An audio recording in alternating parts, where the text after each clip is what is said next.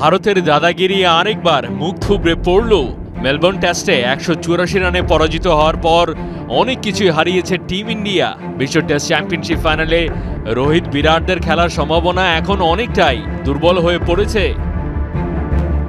ভারতের ফাইনাল খেলার সম্ভাবনা আদতে এখন পরজীবীর মতো অন্যের ওপর।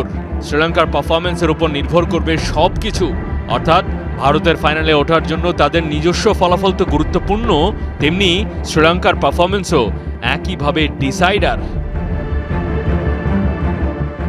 যদিও যাচ্ছে তাই অবস্থা কোহলিদের, তারপরও যদি সিডনি টেস্ট জেতে রক্ষা না হওয়ার সম্ভাবনা যথেষ্ট রয়েছে।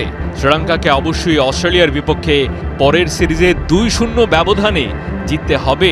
এমনটা হলে ভারত পয়েন্ট টেবিলে দ্বিতীয় স্থানে চলে যাবে এবং তাদের ফাইনালে ওঠার সম্ভাবনা থাকবে।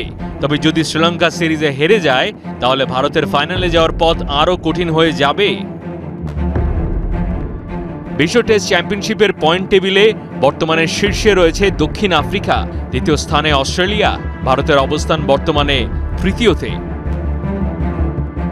ইন্ডিয়ান গণমাধ্যমে যে ধরনের ইঙ্গিত, সিডনি টেস্টে জিততে না পারলে অনেকেরই থাকবে না টিমে জায়গা। সিনিয়রদের ছেটে ফেলে নতুনভাবে টেস্ট জার্নি শুরু করার সম্ভাবনা জোরালো। সবচাইতে বেশি চাপে রোহিত, ক্যাপ্টেন্সি আর টিমের জায়গা দুটোই হারাতে চলেছেন শর্মা।